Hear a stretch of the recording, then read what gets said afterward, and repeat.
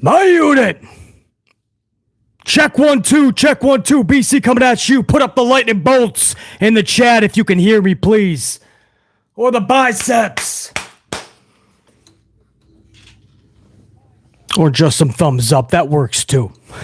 If you're not quite amplified yet, if you haven't had your coffee, if you haven't had your clearly Canadians. There you go. We the ones up in here. Yes, the biceps. All right, thank you. You guys got me? So it was a little bit late. There was no way I could put up a regular upload for the review. So I said, you know what? I'm going to reserve an hour-ish, give or take a few minutes. And we're just going to do this live. We're going to do this Raw review, this analysis, this critique of Monday Night Raw 5/27/24. We're going to do this live together, man. Let me, you guys sound good on your playback. Let me put my playback in so I can hear myself scream and blow out mics. There you go. Give me 1 second.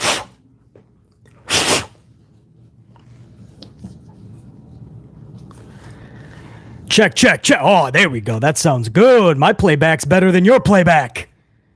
Very good. We're probably going to blow out a few mics during this live stream, but that's all right. I have plenty more on deck. 11-month membership, by the way. Brad Boyer. What a BC in the amp unit. Let's get amplified. Brad Boyer. I don't believe I've seen you up in the chat or up on the channel for a little while, so it's so good to see you up in here, A, but B, still sporting that gold card, bro. Brad Boyer, gold status for 11 months strong, 1 month away from that year straight, 1 year of membership. Fucking love it. Love when you guys are sporting those gold cards, man. And I saw a bunch of super chats come in. I will be getting to those. I might wait until the end of this review just so I know that I have covered everything. I don't want to lose track because I think in last week's Raw, that was a regular upload, but I believe I missed a segment, or maybe it was SmackDown and something didn't get edited correctly, and that was... we want to make sure that doesn't happen. So I saw some super chats come in, like Prime Killer. That was the one I saw. That was the first super chat of this live stream before I went live. And Prime Killer, you have no idea, man. That sounds like a good idea, and I'm going to add to that if you don't mind. So, super chats will be gotten to once we go to the end of this review, but I want to make sure I have everything covered, all 3 hours of Raw. Before I do that, to whoever is able to catch this live, this was on 26 minutes of notice. So most of you guys are going to catch this after. I know, that's just how we run the channel. BC is very spontaneous like that. I don't schedule in advance. I just don't know if I'm going to be able to do these live streams. So 26 minutes of notice tells me most of you guys will catch this after the fact. Hopefully you guys still enjoy it. Smash that up, whether you're live, present amplified unit, or future amplified unit. Smash that up. We're almost already at 100. We haven't even started the show yet. And this is for the future amplified unit as well. This first swig of my clearly Canadian. I just downed my Frappuccino. So we're going to have a clearly Canadian for this live stream, guys. So Sir Charles up in the chat, no doubt, man. Shout out to the future unit. That's going to be thousands of you guys. That's going to be the majority, unfortunately. But on 26 minutes of notice, late on a Tuesday afternoon, it's the only time I can go live. So this is for my current and my future unit before we go over Raw, man. This is a clearly Canadian mountain blackberry flavor. Let's do this. Oh, look at that fizzle, man. Look at that. If you have never had a clearly Canadian, you don't know what you're missing. This is to every single one of my unit, man, live right now. I see War Dog, James Shrimp Fajitas, Robert, Mikey MC, Big Nangs up in here, Marie. We got Ryzen Phoenix. Eric Leno, salute. Come on, man. Come on. One more. That's fucking good. This is for the future unit.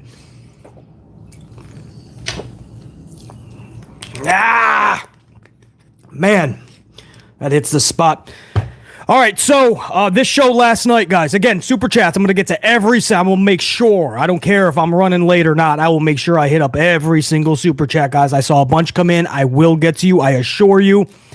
And, and last night, let me give you a little teaser of what we're going to talk about. Chad Gable was on one last night. Chad Gable was in another dimension. Chad Gable was taking his belt off like he's a daddy putting the whooping on his son Otis. We're going to talk about that. That was hysterical. It was great. If this was the good, the bad, and the ugly, that would get 2 goods. It was great. And if Gable is playing the role of daddy, then Liv Morgan was playing the role of mommy, the new mommy of Dominic Mysterio. Because he's replaced his mommy. Let's be honest. But when Rhea comes back, it's a whole different landscape. Rhea Ripley is going to have to fight for mommyship because Liv Morgan laid one on. I don't know if you guys saw this kiss last night to end the show. Liv Morgan laid it on Dominic hardcore, man. I mean, she went for it. And upon further examination, Dominic never kissed back, to his credit. So maybe that'll earn him some points with the original mommy. Right? He never kissed this girl back. I mean, as hard as Liv went for it, Dominic never actually retaliated any motion. So I don't know if that's going to save him or not, right? He didn't try to push her off or anything like that. So I'm pretty sure he's already in the doghouse. He's already punished. He's already grounded. He's going to be on a year groundment. That was last night as well. Also, what else? Oh, Dragonov. What is Paul Levesque McMahon doing with Dragonov? No, I don't want to hear, at least Dragonov and Ricochet had another good match, BC. They can have 12 good matches, 115 good matches. I get it. They can have good. It's Ricochet and Dragonov. Of course they can put on good matches. Sasha Banks, Mercedes Moné with a broomstick can put on a 6-star classic. But what are you doing booking-wise with Dragunov? We got to talk about it. That's all I'm going to tell you in the teaser because something tells me we're going to have to get amplified about this when we finally get to that. I think that was the end of hour 1 or the early stage of hour number 2. So we're going to talk Dragunov as well. What else? Strowman was hilarious last night. Strowman was a choo-choo train the entire 3 hours. He was running around backstage and running around ring. He was just running after, I think, just McDonutts. It was a comedy act, bro. It was straight 3 hours of comedy. You would think you were watching like the 24/7 title. Braun was just chasing after McDonutts for 3 straight hours. And somehow they tied it into the finish to where Becky Lynch was about to defeat Liv, and Becky got screwed over by Braun Strowman. Everybody's blaming Dominic. Braun Strowman was the locomotive. Braun Strowman was the choo-choo little engine that couldn't, but ended up not quitting and kept going for McDonutts until the final segment when he takes care of Dominic. Dominic slingshots into the cage door. The cage door ricochets into Becky Lynch, and Liv Morgan falls out. But we're going to talk Braun as well. All right, that's the teaser. There's a lot to go over on this show. I'm going to try to tie this up with a bow in a good amount of time. So I want to jump in again. Salute to everybody who's going to be able to catch this live. Maybe you're going to be able to catch this in its entirety, in its totality. Maybe you're going to come in and out over the next hour, or maybe you're just going to catch this later on tonight or tomorrow morning. No matter what, salute. Good to have you guys. The only way I could do this review was live. I wanted to get this out hours ago. I was not able to. So hopefully you guys enjoy this live stream. Super chats I will get to at the end of this review. Gunther starts this show. Thankfully, he is not wearing the crown, but rather holding it like it's a prestigious trophy. What a concept. Damian Priest comes out not soon after, or pretty soon after, I should say. Gunther gave a whole promo, and then Damian came out.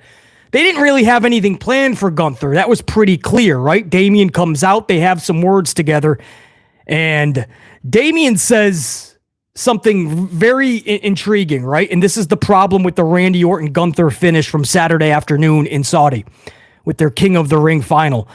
This was the problem. Damian looked right at Gunther, and Damian said, and I quote, "You didn't even earn anything. We all saw that you didn't actually beat Randy Orton."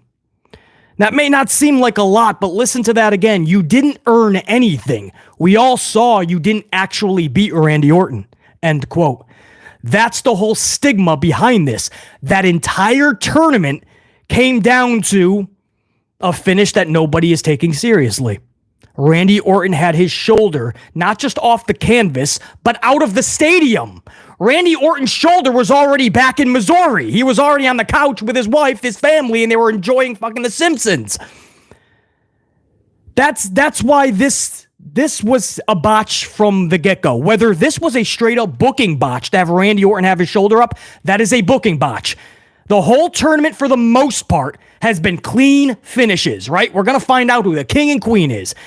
And even if it was finishes that should not have been, at least they were clean. Dragonov being defeated by Jey Uso. Are you kidding me, brah? On what planet is Jey Uso defeating Dragonov in 10 minutes via a splash? Paul Levesque's planet, but that's okay. It's clean. Jey Uso turned into Super Jey Uso, Superman, for that one match. Okay. But then it all culminates at the final where Gunther did not beat Randy Orton clean. So if this was a booking decision, it was a botch because now nobody's even taking the Crown or Gunther seriously. Just to get back to a Randy Orton-Gunther match, by the way. And if you're saying, well, that helped save face for Randy, right?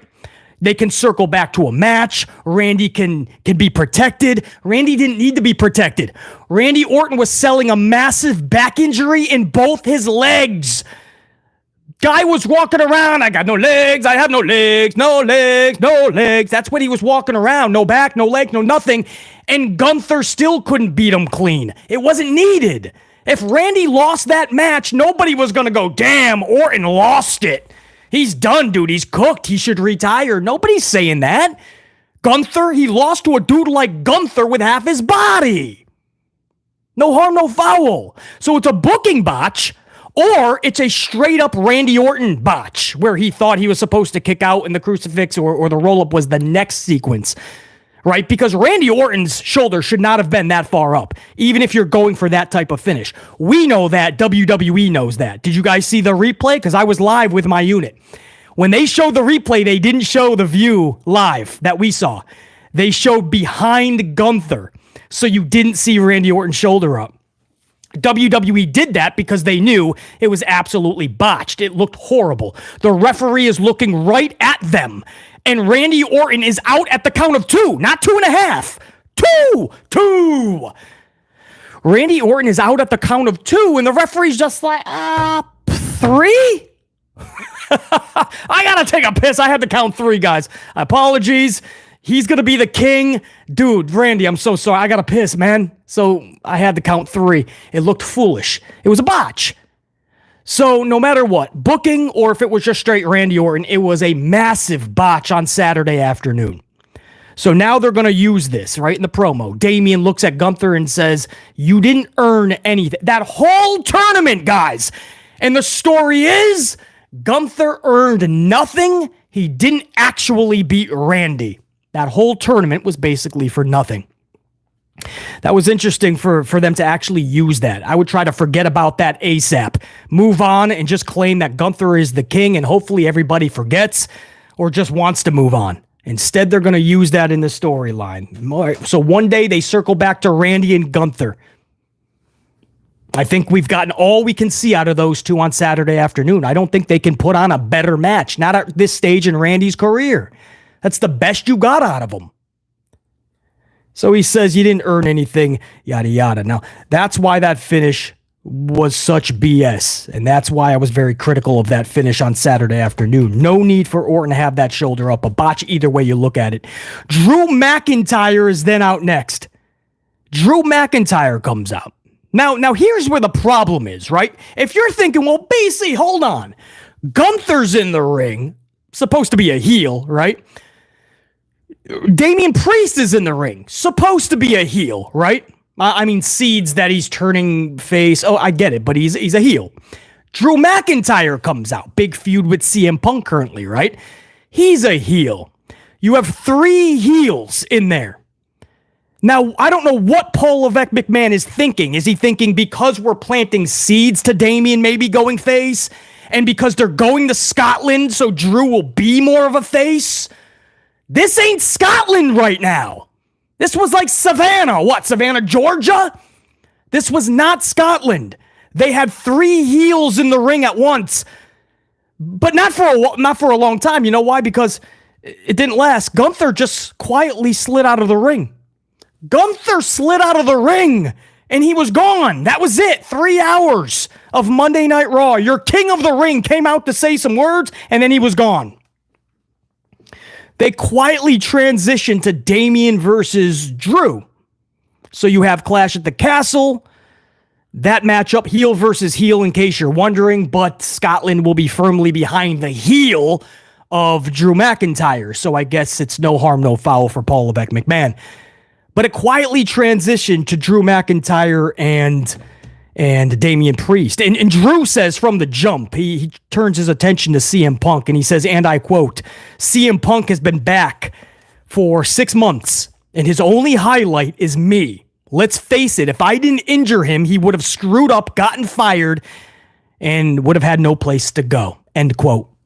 I mean, those words are pretty vividly true, right? Because it's all we know about Punk. But Punk has been working his ass off to change that reputation.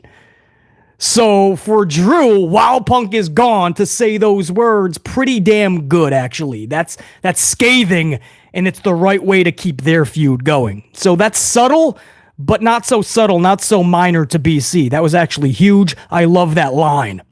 Then he and Priest have a really good back and forth for roughly 5 minutes. And this was the best that Priest has ever sounded on the microphone. This was the most, best word I can say is confident. The most confidence this guy has had. There was no stuttering over his words, no looking like he was gonna mutter something because he just didn't trust in his presentation. This was just full confidence, man. It looked like he was having a conversation, but he was hitting all of his marks, and it was just perfectly placed. Every line that he was delivering to Drew. For instance, Drew was trying to get under the skin of Damian, right? Oh, when you get to Scotland, it's going to be a crowd you've never heard before. You don't understand. Those are my people. Go back to the tape when I took out Roman Reigns or I fought Roman Reigns. Listen to them. You can't handle that. So Damian's like, dude, you're trying to get under my skin. That's fine. By the way, all those people in Scotland, is your wife going to be there, dude? And Drew's like, whoa, choose your next words very carefully. Drew takes a step up. Drew's pissed. Way more than he got Damian pissed. And Damian goes, yeah, exactly. Just seeing how easy it is to get under your skin. Damian was just on last night. Very good back and forth. Sets it up a little bit better for me to want to see Drew and Damian actually face each other. And then Braun Strowman comes out. Braun comes. Okay, so Gunther was out first, quietly disappears when Damian and Drew come out. Then Braun comes out. And we go to commercial awaiting a Strowman McDonutts, JD McDonutts match. So we started with Gunther, it turned into McIntyre and Priest, and then we got Braun Strowman and McDonutts. It was one of the weirdest first segments I've ever seen. Like, I just can't imagine Paul Levesque McMahon with his postie pad and his Sharpie, and he's just like, all right, we'll bring out Gunther, but we don't have anything for Gunther, so he'll just say some words.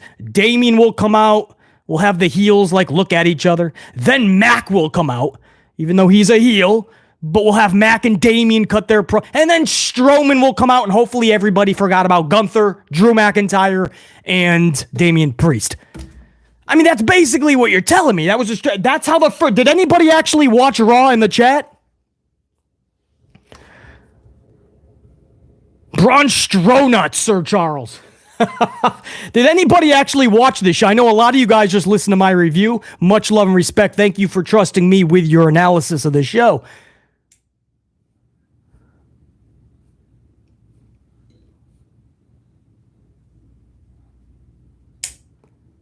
Weird opening. James Shrimp Fajitas actually saw it then. Yeah, okay, so a lot of you guys did see. Okay, I just want to know how many of you guys actually saw the show, because some of this stuff, when I'm reviewing it, if you didn't actually see it, it may sound like ludicrous. Like, basically, how did they transition, like, 5 different individuals with 3 different scenarios?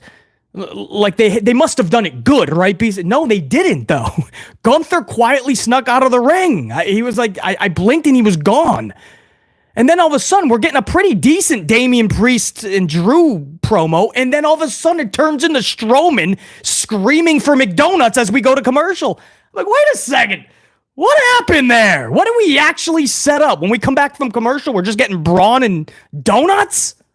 Stronuts and McDonutts? Over 100 on the ups, man. I appreciate you guys big time, man. Let's keep this train going. When we come back from commercial, Strowman and McDonutts are actually in this match. Watching Strowman manhandle Donuts like he's a wrestling buddy was sheer entertainment. Does anybody remember Wrestling Buddies? Or is that just too old? They were like the size of pillows. They were actually wrestlers shaped like wrestler, right? Like little Macho Man, little Hulk Hogan's, little Warriors, little Ted DiBiase's. They were like the size of a pillow. And they called them wrestling buddies. And you would I guess you would be a tag team. You and your wrestling buddy versus your buddy and his wrestling buddy, and you'd whoop each other's ass, I guess. I don't know. The point is, watching Strowman toss around McDonutts like he's a wrestling buddy, that is sheer entertainment. It is the exact reason why jobber matches are needed. Because that is fun. Listen, McDonutts, sucks you have to take that whooping, but damn, did you see Strowman tossing him around like he's a pancake out of the New Day's breakfast distribution? He's tossing this dude all around, and I'm like, that's fun!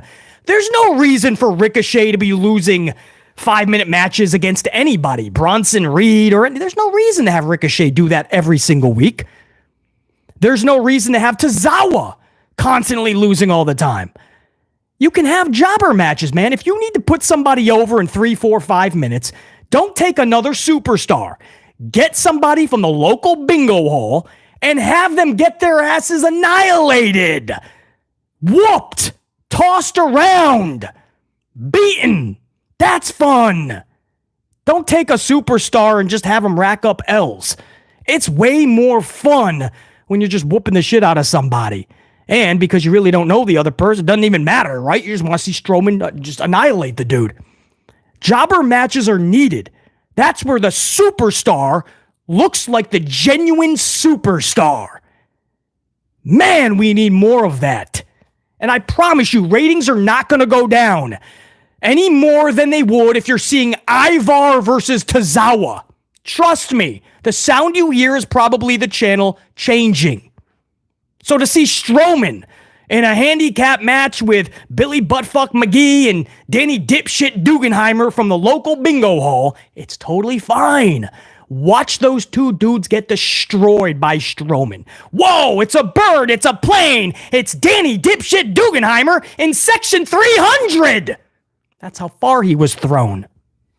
Jobber matches are needed. McDonutts is just a glorified jobber anyway. No, I hate to say that, but it's the truth. So let's change it. Let's just get actual jobbers in there, replace McDonutts, and here's a crazy concept. Maybe in the future, McDonutts will pick up some wins. Now in this match, Balor and Carlito tried to interfere, but to no avail. Braun hits a thunderous tilt-a-whirl power slam. 1, 2, 3. McDonutts is looking up at the lights. Post-match, McDonutts hits Braun. McDonutts hits Braun with a steel chair. And Braun no-sells this thing. Crowd is chanting, "You fucked up! You fucked up! You fucked up!" And that's exactly what USA Network was doing. They were muting out the F-bombs. So it came out as, "You fucked up! You fucked up!" But that's what USA does. Fox is even worse, so I can't even blame USA Network. Braun then chases after all of the heels, and I'm assuring you, he never stopped for the entire 3 hours. This dude was backstage in most of those segments, yelling at people and chasing after McDonutts. It was hilarious, man. This dude was on a 3-hour chase of McDonutts. The rest of the show, Strowman was in pursuit. If it wasn't for Gable's segment, that would have been easily the funniest part of the night. Strowman taking care of McDonutts and then chasing him afterwards. And again, Carlito and Balor just look like idiots. I don't know what their new role is, It's clear that Paul Levesque McMahon told them to look at Damian like the new leader because there was a backstage segment and Balor looked like a kid who just got scolded from his principal or his father. And he's looking at Damian, yes, sir. Yes, sir. And I'm like, what are you doing, Balor, dude? I know that might be seeds planted for what's to come, but whoa. And then you look at Balor's booking with Carlito. They look like two of the Three Stooges. Just looks really, really awful. But at least it was funny with Strowman. That's where the laugh stopped for that moment, because we were about to go to Dragonov versus Ricochet. And you gotta hear how Paul Levesque McMahon is booking Dragonov.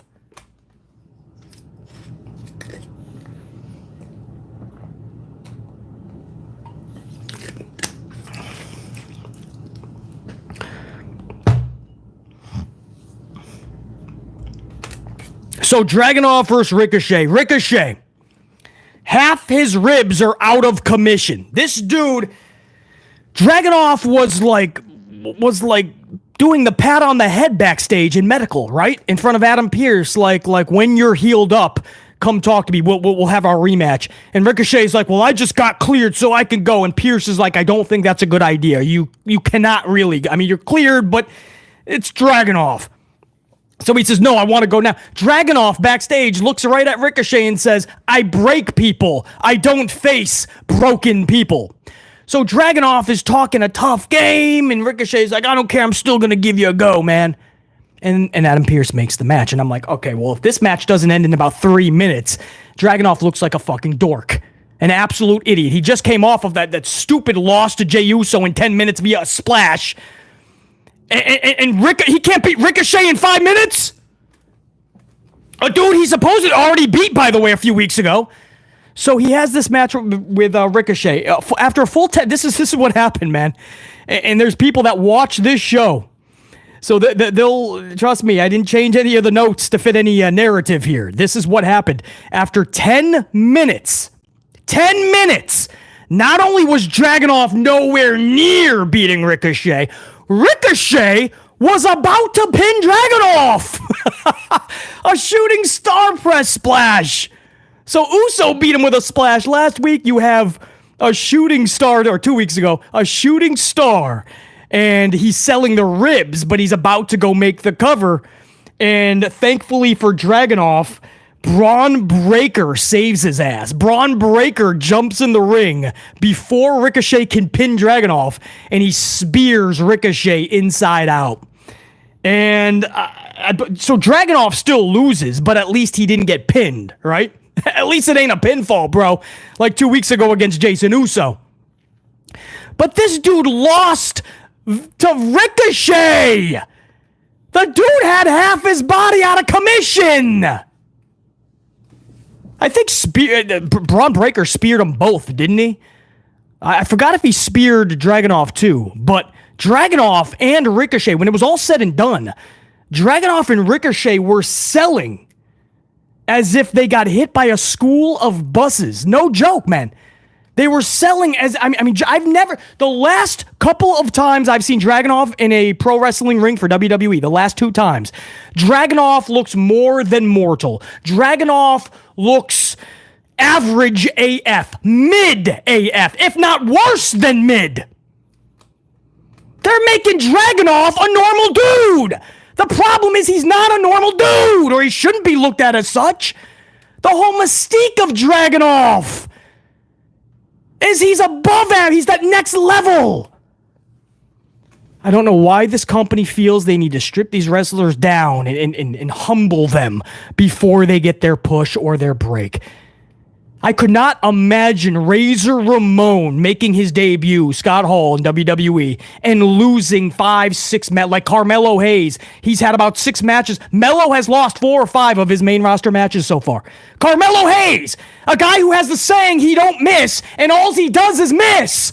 Why? Why have Melo lose all the time? Why have Dragunov lose all the time?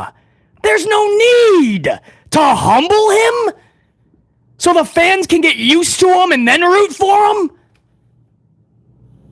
You would never see Big Daddy Cool Diesel or Razor Ramon or Hulkamania or Ultimate Warrior losing every fucking week when they start with the company.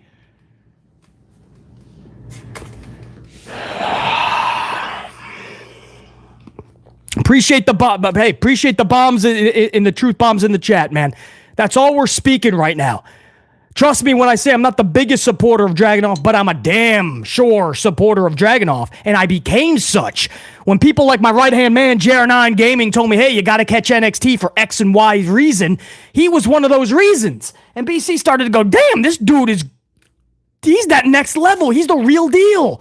I really hope when he goes to the main roster, they book him pristinely. Not only are they not doing that, he's a mid-carder, and he's losing. Lost to Jey Uso, lost to Ricochet. BC, Jey Uso's not a mid-carder anymore. He's main event Jey. He's a tag team dude. He's a tag team. As much love and respect I give him, my favorite tag team in this world is the Usos. He's Jey Uso. Stop. He's not beating Dragunov in 10 minutes with a splash. Oh, wait. Yes, he did. He turned into Super Jey.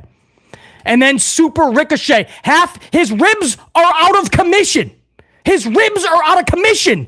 And Dragunov can't pin this guy. Dragunov gets DQ'd. He was about to get pinned. The shooting star, Dragunov, was looking up at the lights. The question is that the best booking for Dragunov? No. For the people that didn't watch NXT, their first impression this whole last month of Dragunov, he's an average dude. He's a wrestler. Put him in there with a Ricochet and let's do this is awesome chance. I can't believe this dude lost via DQ last night to a dude with half his body in commission. Something told me when he was holding those ribs on his entrance and telling Adam Pearce, how hurt he is, and Dragunov was pretty much making fun of him. Dude, I break people, but I don't face break people. This is laughable. There's no way I'm facing you. Something told me they're gonna make Dragunov look like a fucking idiot tonight. This dude. So here's the thing, right? This is what you heard with the Jey Uso thing. Everyone said, oh, no, they're not going to face each other in the tournament now. They're going to save now Dragonov versus Gunther.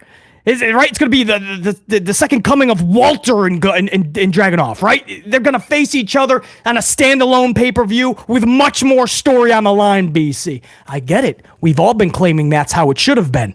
The problem now is when Dragonov gets to Gunther, who the fuck's going to take that seriously? Because I know I can't look at Dragunov as it stands right now. Dragunov cannot get past Jey Uso and Ricochet. With half his body out of commission, he can't get past Ricochet.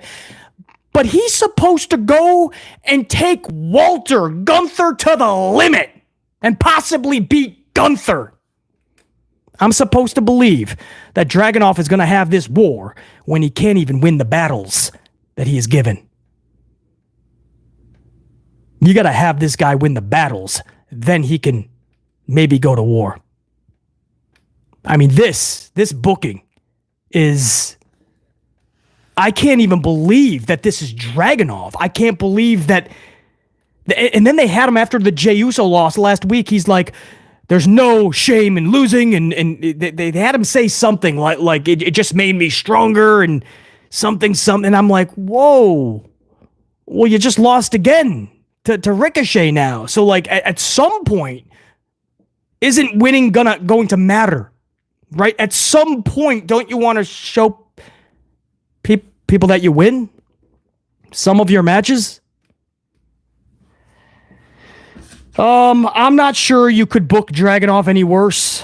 Loses to Uso in less than 10 minutes off a splash and about to lose to Ricochet last night off a shooting star, and Dragunov was selling that like he got hit by a Mack truck. With half his bod out of order, Ricochet wins this.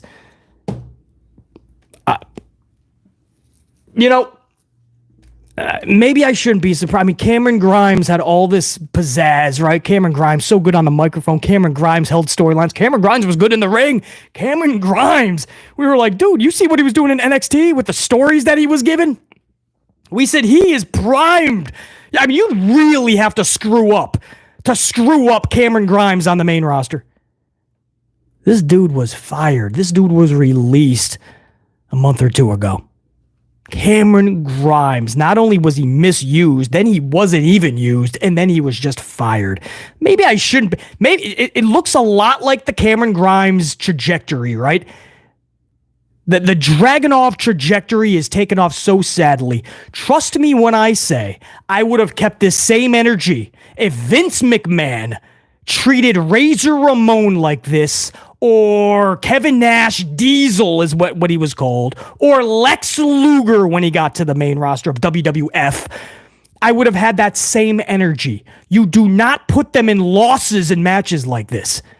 This does not help them. It does not make the audience go, whoa, they're winners, or they're next level.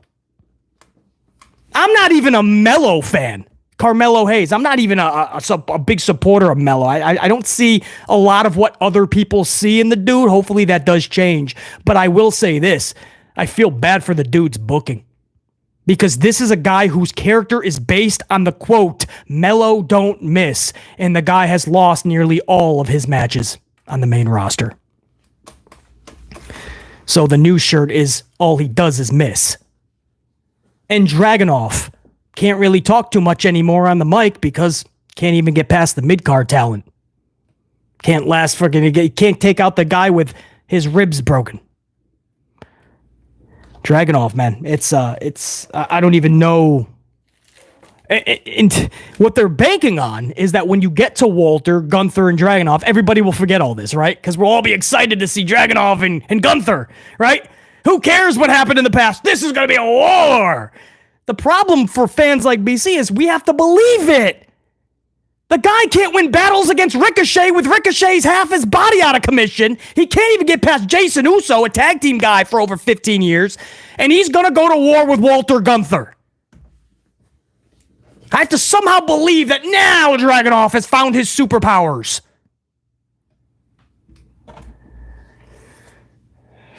James Shrimp Fajitas, I feel bad for the dude as well. Cameron Grimes deserved a lot better than that. He gave a lot to NXT. He had so many ideas for the main roster, and they just didn't want to hear it. They actually got annoyed because he actually had ideas. They hate that. They hate if you have ideas. They don't want to hear it. Cameron Grimes had so much. They just didn't want to go with it, man.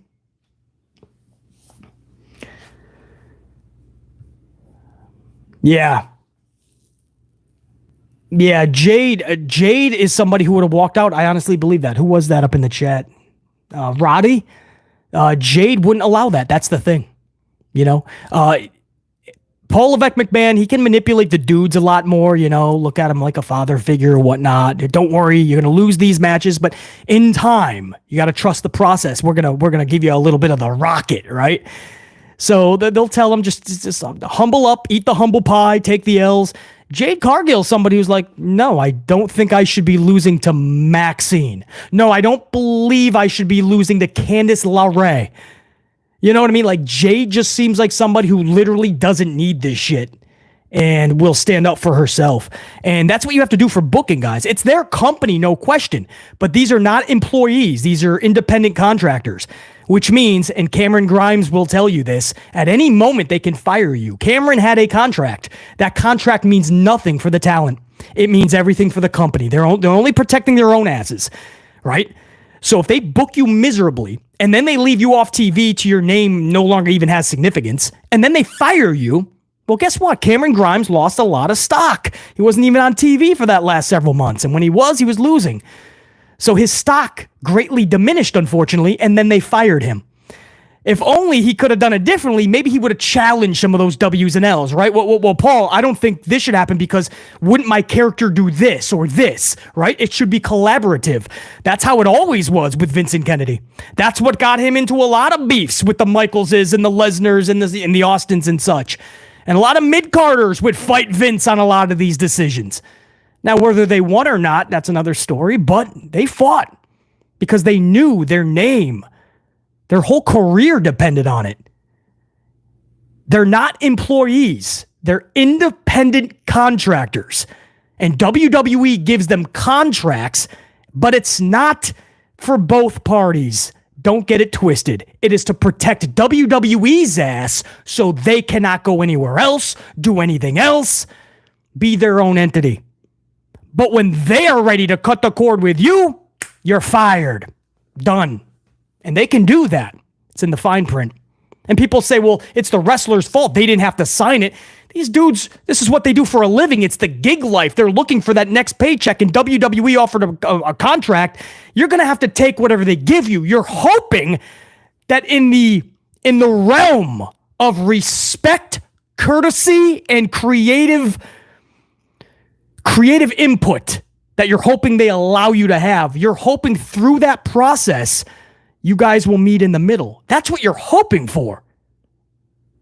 You don't believe that the company that you are working with / for is going to shun you out or shush you or just shut out your ideas and book you like absolute trash. You don't think that's actually going to happen.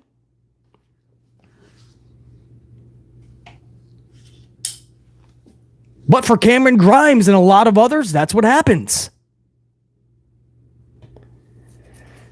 I mean, you could get, we're kind of like, we're moving the goalposts with the conversation. Dragunov is not in any, there's no worry for Dragunov to lose his job anytime soon. So we're taking this though, and we're moving the goalposts because we said that about Cameron, right? When Cameron was losing a couple times, people were like, it's all right, man. It's only a couple losses, BC. It's like you said, they humble these wrestlers for some stupid reason, but he'll get back on track. Nope.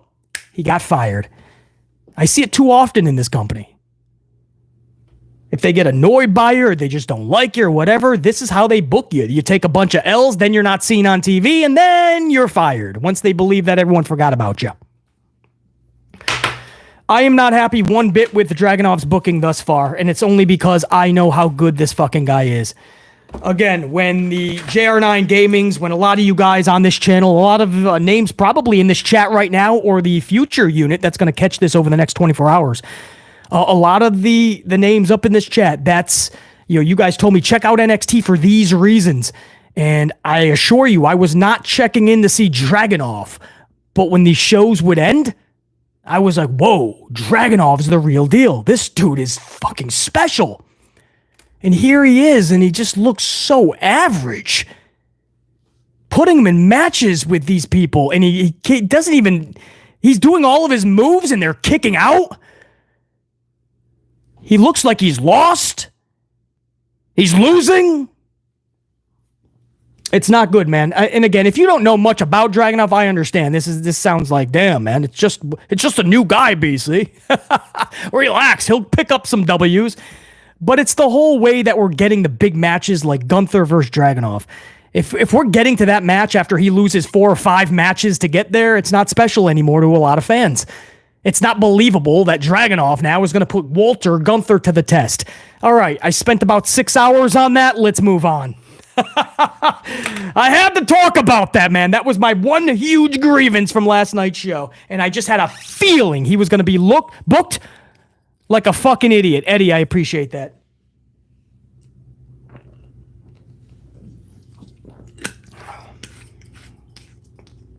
I was never a fan of the Mountain Blackberry Clearly Canadians. If you guys have a Costco around you, I don't know if you have a membership, they're selling these by the boxes in many locations. That never was the case. I had to always go to Ohio for these or Amazon them and have them shipped. But they're starting to go to a lot of different states. So I was never a fan of the Mountain Blackberry, but damn, this is about my 4th in a row today. All right, let's move on, man. We're into hour number 2, I believe, and we have a quick squash match with AOP pinning the Creed brothers. The Brothers of Creed, they have to get more flattering ring attire, first of all. They have to get better ring attire. Have to. It's a necessity at this point. That is not helping them. That's the least of their worries, trust me. Getting better on the microphone, a personality, some charisma. That's going to help them a lot more than the ring attire. But what I noticed last night is that ring attire is fucking atrocious. It does not flatter them at all. Side note, as far as their wrestling, I don't even think Paul Levesque McMahon cares about that anymore. AOP quickly squashed them. The Creed brothers fall in line with a lot of today's wrestlers. They have lots of talent in the ring, and that is where it ends. Sadly, you guys know that's the truth. I know it's a harsh critique. It's a harsh thing to say, but that is the issue with people like the Creed brothers. They have all the talent and skill in the world once the bell goes. I understand, right? We'll watch them like ping pong balls and we'll do all the chants. But nobody cares. That's where it ends. They can't go on the microphone. The charisma and personality is not there. There's nothing that captivates you about Creed brothers. And guess what? If you're going to be a professional wrestler, you better do a lot more than just what occurs between the bells. And it looks like backstage, they're no longer fond of the Creed brothers. It looks like for a month they were on a winning streak, and then they lost like 3 matches in a row, maybe 4, and then they were left off TV for over a month, and now they're back losing again. This is squash to AOP. Sheamus promo was next, calls out Ludwig Keiser. Loved the line. He said, you Ken-looking doll. Ken doll, right? What'd he say? Call him a Ken doll. It's funny because if you know his lady, IRL, is Tiffy time. Tiffany Stratton and Ludwig are actually dating. And everybody calls Tiffany the Barbie. So Sheamus calling Ludwig the Ken doll. I just thought I guess that's WWE's Barbie and Ken.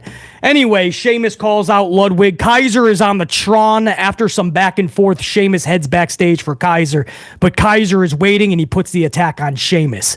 So he flips the script a little bit. We need to see more of this on these shows, right? The face heads to the back in pursuit of the heel. It's simplistic at its core and it's fucking awesome, right? All these one shots that they love to do, right? That one long cam steady shot, you know, when a wrestler's coming in the arena and you stay with them through the locker room, through the hallway, through the corridor, through Gorilla, and then they go through the curtain and they stay with that wrestler the entire time. They love that. Now do it in the reverse with a storyline. Right? Somebody's calling somebody out. The heel refuses. The face is now pissed off and he's going to go in pursuit. Now you do your one long steady cam one shot. That is the time to utilize it on a much grander spectrum of levels. Because I assure you, when a storyline is put with that long steady shot, it's so much more epic. Right? Like backstage. Like if somebody was to take Miss Elizabeth and Macho Man is in the ring, right? Somebody did Andre the Giant and Bobby Heenan take Miss Elizabeth. Macho Man is flying out of that ring, and you want to follow that, right? That's fun, man. So more of that is what I'm saying. It was simplistic, but we need more of it. Valkyria then pins Kairi Sane via crucifix pin. How Val is not being scraped off the canvas over in Saudi still is beyond me. If you guys saw the Queen of the Ring, if you saw Nia Jax plant her entire ass/body onto Valkyria live, I felt so bad for Val. Live, I was absolutely shocked that she just sat on this woman, right on her stomach. That's what happened, though. And here Val is a few days later in that ring. Val pinning Kairi. Val continues to impress me. Valkyria is somebody that when I watched NXT, I was like, how is she the champ? And when she got drafted to Raw above so many others, I was like, how is she going to the main roster? And now that she's on there, I'm starting to see what Shawn Michaels was seeing. I'm starting to see this girl is badass. Her strikes are right up there sometimes with an Asuka. Like if you watch not just the frequency, but the flawlessness in her strikes, it's up there with Asuka. And that's a huge comparison for me to make, right? That is a huge compliment for sure. Because you guys know how much respect I have for Asuka and how many years Asuka has been doing this. The queen of strong style. But Val, man, her strikes are right up there and there's no hesitancy, right? It's full confidence. She knows what she wants. She's going to do it. If it's going to be a botch, it ain't going to be on her.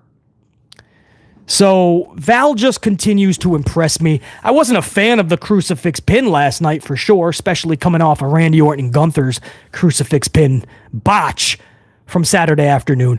But I'm also not a fan of her finisher. So hopefully this is a sign that she's getting a new finisher. Some of you guys said you like that finisher, by the way.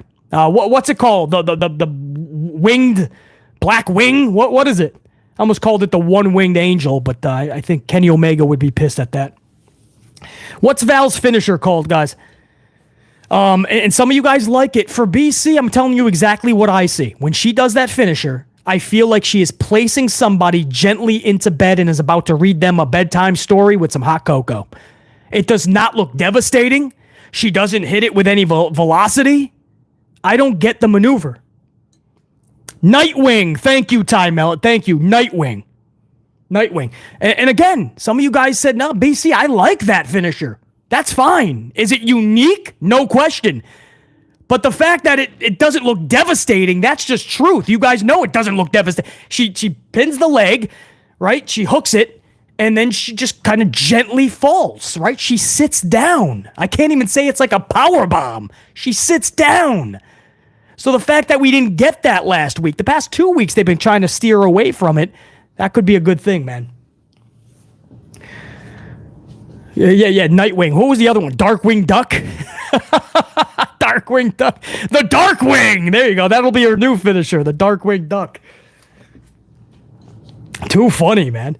So Val pins Sane, and again, the best thing here is that Val continues to impress. You don't like to see Kairi just rack up L's, but I don't think they have anything right now for Kairi or Dakota Kai and Io. That was so weird last night. They go into the back.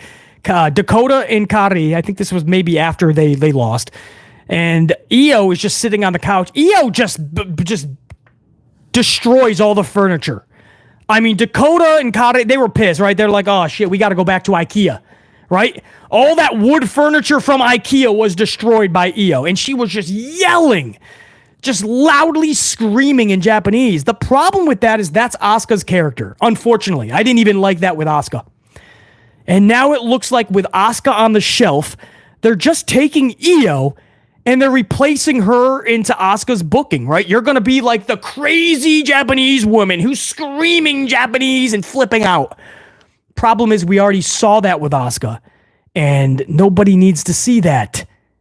Stop.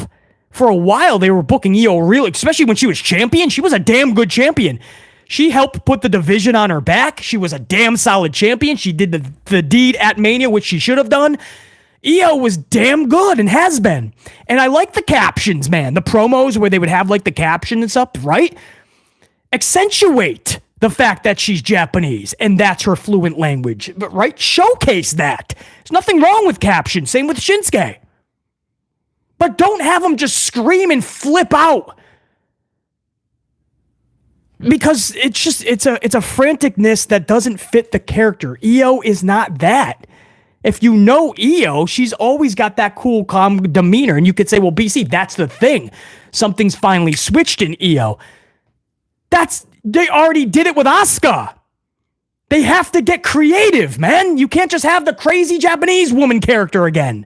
We've already seen it. Maybe if we didn't see this with Asuka, I would say, okay, Io's flipped out. She's had enough. Doesn't fit Io.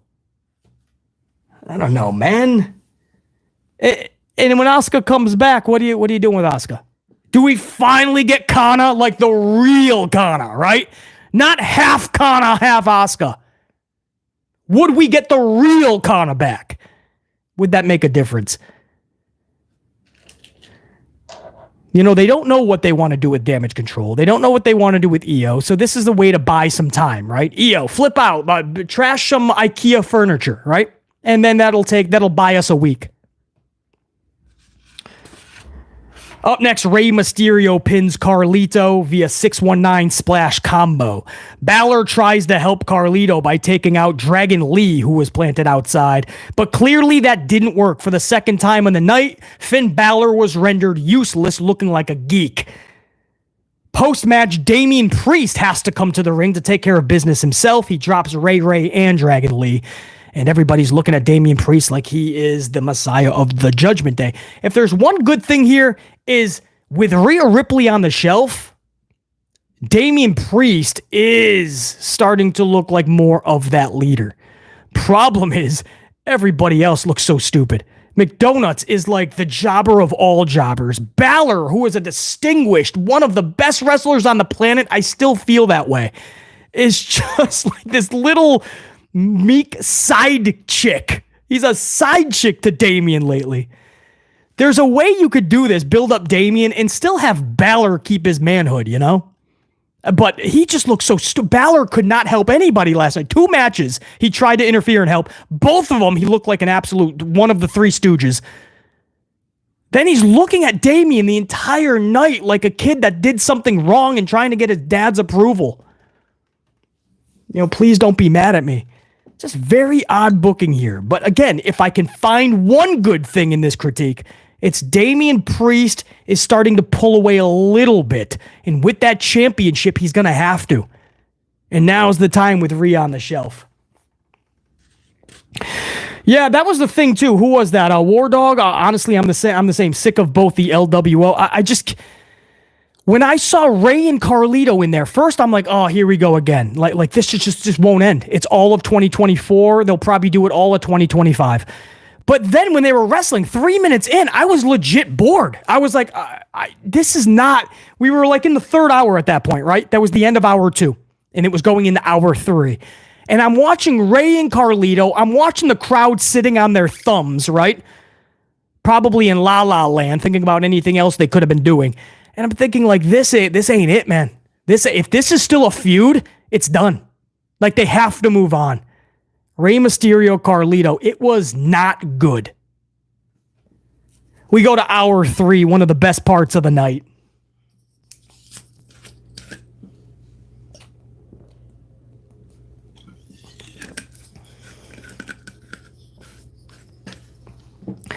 Hour number 3, Chad Gable is yelling at the Alpha Academy backstage. He tells Maxine, this is a quote, by the way, almost at 200 on the ups on a Tuesday afternoon on 26 minutes of notice. Man, we get that over 200 and we hand this live stream over to the future unit that has to catch this on a tape delay. But if we hand them 250 up front, man, you guys would have done your amplified job above and beyond. Listen to this. Chad Gable tells Maxine, this was the best line of the night, man. It legit, LOL. He looks at Maxine and he says, and I quote, "Look who it is, Goldilocks and her 3 brain cells." If you watch this show live, I don't know how you heard that and didn't legit LOL at that, man. Look who it, because the way Gable does his promos, or this is what makes him so special. Forget that he's amazing in the ring. The fact that he can rock a microphone.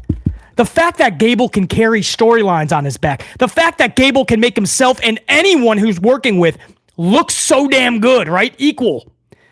Gable checks off every box. I don't know how this company does not just put Gable on a pedestal that's so fucking high nobody can even touch the bottom of it. But the way Gable just says his lines, man, there's like a sincerity in it, right? There's such a sincere tone to it that you just kind of, even if the remote is still in your hand, you kind of lower it when Gable's on TV because you're into what he's doing and saying. And he sincerely looks at Maxine. Look who it is. Goldilocks and her 3 brain cells. And he said a funny line last week, too, that had BC LOL. I was actually shocked that he said it. Does anybody remember in the chat? It was to Maxine. Man, I forgot what he said. I had it in my notes, man. It's somewhere in this pad, too. But that was, like, funny, too. It's just, man, he really... It's setting the stage for when they turn on him. It should be anyway, if done correctly, because it already is. It's going to be epic, man. It's not just what's going on with Otis and Gable. What him and putting down Maxine, the way that he's putting down Maxine, and if they can now light that fire between Gable and Tozawa going forward, that's going to be fucking awesome as well. So that line just set up the Otis versus Bronson Reed match. Gable, of course, in Otis's corner, or I guess technically he was in his corner, but with somebody like Gable in your corner, is he really for you? Right? Otis has to ask that question because when it was all said and done, he was not. So you have Reed versus, well, straight up, Reed defeats Otis. You kind of knew that was happening with Gable there at ringside. Reed defeats Otis via the pinfall off the tsunami splash. But it was the way that finish was set up. Otis was hulking up with his dance, right? So he's about to hit. He's dancing. He's feeling it. You know, when Otis gets into his groove. Gable gets on the up on the apron, and he starts yelling at Otis. Otis, no! Remember when I taught you, you idiot! You big oaf! Yelling at Otis. So Otis has to stop his dance. When he turns around, Bronson Reed's already to his... Because Gable had him by his beard, man. He wasn't just yelling at him. Gable grabbed this dude's beard and started shouting at him. Maybe even smacked him again. But when he finally turned around, Bronson gives him a super kick and then the tsunami splash. So literally, Gable cost this dude the match. And then post-match, Gable calls a mandatory in-ring impromptu Alpha Academy meeting. I fucking love this. We go to commercial. When we come back, the Alpha Academy is holding a meeting. I love this. Taylor Not So Swift. Yes. Thank you. Thank you guys in the chat. Yes. Look who it is. Taylor Not So Swift. Or telling Ivy Nile not to hang around with Taylor Not So Swift. And then this week, it's Goldilocks and her 3 brain cells. I'm telling you, these lines will keep adding up until Maxine is not going to take it anymore, just like Otis. We have to get Tozawa and Gable, that friction at a heated level now, just like Maxine and Otis. Thank you, chat. You guys rock, man. So, post-match, we have this meeting. Now, again, what I love about this, before we even talk about what happened in the meeting, what I love about this is just you got to remember, it's a TV show, guys. You cannot expect an audience to tune in every week or give a fuck if you're just having match, promo, match, promo, match. Good night, everybody. Nothing has meaning. Nothing has substance. You have to extend things. You have to let things breathe. You have to start the show with something, keep going back to it, end the night with it with a cliffhanger. Like, these are all things that you have to do because it is a television show, 3 hours. There's nothing wrong with letting segments breathe. You have this match, this friction with Gable and Otis, and Gable calls this mandatory Alpha Academy meeting. He's not leaving the ring until Alpha Academy hits the ring, but we have to go to commercial. Well, fuck. Now, I might put the fucking remote down, right? What a concept. Instead of this segment just ending and then promoting a Ivar versus Tozawa match, right? Pretty Deadly, I think they're SmackDown, but Pretty Deadly is going to take on New Catch Republic. Maybe they're SmackDown. I don't even know who's where anymore, nor do I care. The point is, nobody wants to hear about your next stupid match. So we can all watch wrestling moves perform for 3 hours. It's a television show. Entertain me. Tell me a story. Let's rock. The mandatory meeting. Well, fuck. I was going to switch over to the Celtics and the Pacers, but hold on. I want to see what the fuck Gable is doing. And when we come back, Gable has them all lined up. And Gable tells Otis that he's been, what was the exact word? He needs to be disciplined. He says Otis lacks discipline, and he takes off his belt. Michael Cole's like, that form of punishment went out 30 years ago. That was the old, that's how we grew up. The pops would take the belt off and a whooping was on. And he takes his belt off like Otis is the kid, and Daddy now has to spank him, right? He's going to teach him a lesson. And he tells Otis to grab the ropes. Otis is obliging to everything. Otis is going along with everything, does not want to defy the orders of Gable.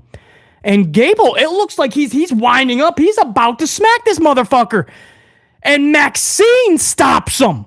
Maxine stopped the arm. That was going to be a smack by Gable. Maxine stood up for Otis, defied Chad Gable. Chad Gable begins to degrade her and boots Maxine from the ring. Takes her out of the ring. Get out now. So Maxine is headed to the back. But Maxine basically makes a tag in the aisleway to Sami Zayn because Sami Zayn hits the ring. Sami now is having words with Gable. He's telling Otis, you don't have to take this. Tozawa doesn't have to take the Maxine doesn't have to take this. And Otis makes a decision. He steps in front of Gable, face to face with Sammy. This allows Gable, that little distraction allows Gable to take out Sammy. Gable then puts a whooping, an Alpha Academy whooping on Sami Zayn. Otis just watches to the orders of Gable. Gable says, shut up, you dummy. Sit there and watch as he just beats the shit out of Sami Zayn. This was just so well done. This little thing, it started as little, because the performers are doing their work so pristinely. It's working, right? I mean, you look at Tozawa, Maxine, and Otis, and you look at them like these three kids that are being scolded by their principal / father. It works, and Gable is the perfect son of a bitch to be dropping the authority. So when this thing reaches a boiling point and the turn happens, damn, that's going to be good.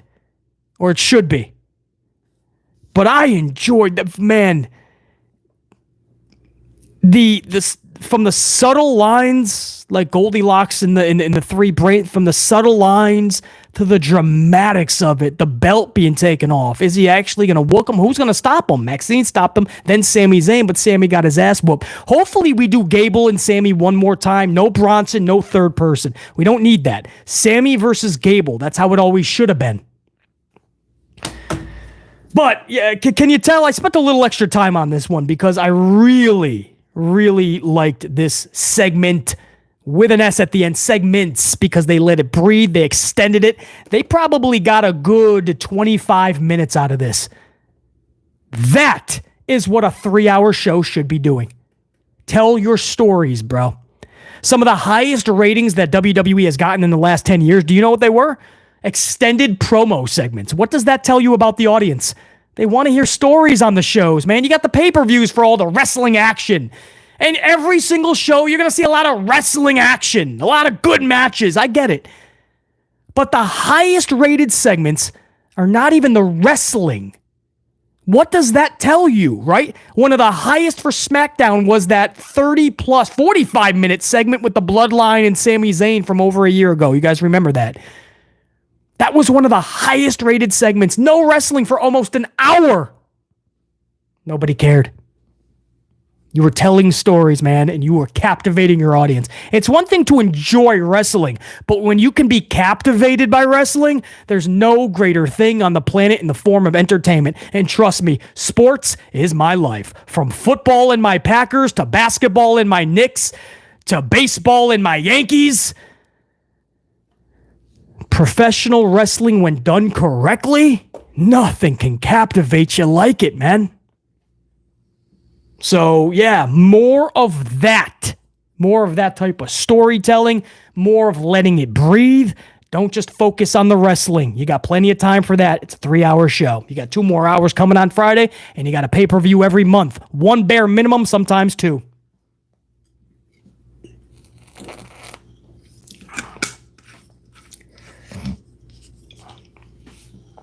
I'm preaching, man. Preaching. You know it, unit. You know it, dude. So we'll move on to the main event. I don't want to waste too much. What am I already at? An hour? Oh, we're over an hour. Damn, dude. All right. Main event, steel cage match. Title match, too. It's Becky Lynch trying to get her title back from Liv Morgan. Dominic Mysterio, Braun Strowman end up interfering and really being the deciding factors in this match. Braun is still like a locomotive train trying to chase down the Judgment Day, more specifically McDonutts. Braun is just running circles for 3 hours around the arena, so he's chasing everybody. Dominic is in the way, and he just plants that shoulder, just runs over Dominic. Dominic just flies into the cage door that Becky Lynch was about to come out of. So Becky ricochets backwards, door's still open, Dominic's down, Becky's down. Liv Morgan is like, oh, I'm just going to roll out. And Liv Morgan rolls out, keeps her. She was like in tears because she knew she lost. Storyline wise, she knew she lost that match. Becky was on her way out that door. Liv was done. Liv gave it everything she had. Becky Lynch won that championship. But because of Dominic getting nailed by Braun, Dominic being out there in the first place, and then hitting the door into Becky, Liv is able to win this match and keep her championship. And then post-match, Liv Morgan lays a kiss onto Dominic Mysterio that, I mean, upon a second look at this, she literally just, like a hardcore kiss. I mean, she went in. Dominic, it would be hard for Dominic not to give back just a little bit, right? But he didn't, right? He can tell mommy Rhea Ripley that he did not kiss back because he didn't. But he did allow Liv to do what she wanted to do. He did not try to cut back. He did not try to push off. He let Liv do her business. He just didn't kiss back. I don't think Rhea Ripley is going to give a shit, right? Because he didn't stop Liv Morgan. Rhea is going to be one pissed off mommy. And when this is all said and done, Liv Morgan could be a new mommy to Dominic Mysterio. All right? Dominic could have a new mommy when this is all said and done, because with Rhea on the shelf, it's clear he's already got a new mommy. Liv Morgan, after that kiss, Liv Morgan is going to be controlling that dude. Because she laid that on him. That's all he going to think about for a week, right? That kiss. That was a Liv Morgan planter, bro.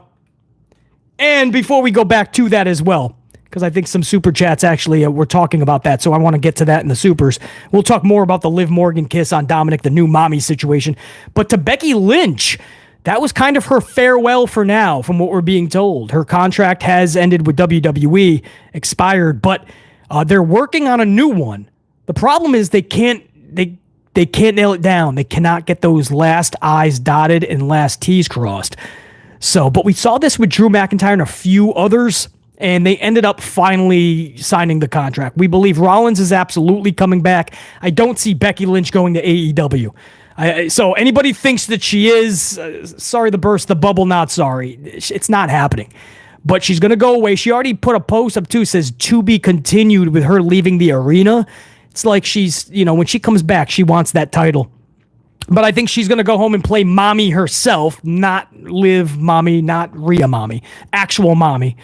I think that's what she's going to do now. Try to get this contract settled, this new contract with WWE. But in the meantime, WWE has to protect themselves. So they're not going to let her walk with a fucking title, obviously. And B, they're even ending their trademarks, right? Big Time Bex was up for renewal about a month ago, we heard. They decided not to renew Big Time Bex, and a few other ones as well, merchandise related. They decided not to relaunch. So WWE is protecting themselves, but this is a little bit of a farewell, it looks like, for Becky Lynch. So no matter what happens, we wish her the best. It would be wild. I mean, a lot of people do think she is going to go AEW side. I just don't see that. She could get a lot of money, though. A lot of money. And if she thinks WWE isn't booking her correctly, or thinks that she can get a lot more or better booking, a lot more money in AEW. We saw that with Edge, man. Edge was Adam Copeland. He was like, check. By the way, Adam Copeland, I'm hearing he's got a fractured tibia. No, tibia. That's a leg. What is it? What is this? What is it? The back, right? Anybody hear about? Put the bone up in the chat. What was it? I think it's lower back. What did Edge just fracture? Oh, I'm hearing it's a fracture anyway. I heard this right before I went live. So, oh, it is his leg. So maybe it is his fucking tibia. Oh, it is a tibia. I was right. Don't second guess yourself, BC. Tibia. Dude, this is going to be an unpopular take, but it's a take nonetheless. Edge has to stop. I'm not saying retire, but he has to stop acting like he's 21 and trying to put on bangers for the audience. I get what he was trying to do in AEW. He wanted to be one of those, like, he saw that he wasn't cool in WWE anymore. Like, that should matter, by the way. If you go through life trying to be cool, you're most likely not cool. So he realized that he wasn't cool, so he went to AEW and he wanted to have all these like really good wrestling matches, even though he's deep into his 40s, correct? Maybe, is he close to 50? Maybe he's in his 50s for all I know. I respect the notion, but the dude's getting banged up, man, and he's got to go home and play actual daddy, man. It's not worth a lot of what he's doing right now. I respect it on one hand, but if you think it's going to stop at a broken tibia, the kind of things that he wants to do, it's not. And trust me, man, as they get older, all of that is going to catch up tenfold. So when I say stop, I just mean, like, simmer down a little bit. You don't have to do all that. We respect the fact that you want to. You already have that respect. But dude, stop, man. This dude's getting a lot more banged up than you know of. You're only hearing about the broken bones, guys, right? Trust me, Adam Copeland is getting banged up, man. Wild. I heard that, and I can't even say I was shocked, and that's the sad part. I was like, yep, it was headed that way. It was headed that way, man. There was no way Copeland could keep up at this pace and not start snapping bones. So I respect it again, trust me, and I'm not telling him to retire, man. That music hits, Copeland can still rock. But if you guys knew what he's trying to do, I think you'd go, wait, there's no need to do that. Okay, you're putting on good matches. You don't have to do it at this rate. He's trying to really burn out within this next year before he retires. Again, I respect it. You can't do it, though. It doesn't work. Not with the people he's in the ring with anymore. It's a new breed. They fucking practice for 15 years in their backyard on a damn trampoline. They do shit that's all wild now. It's not like you used to do, bro. And then you try to do what you used to do, and you realize you can't do that anymore. Going through flaming tables from a platform way up high, probably not the best bet for a 50-something-year-old dude. How old is Edge, guys? Does anybody know? I want to say like maybe late 40s, early 50s, right?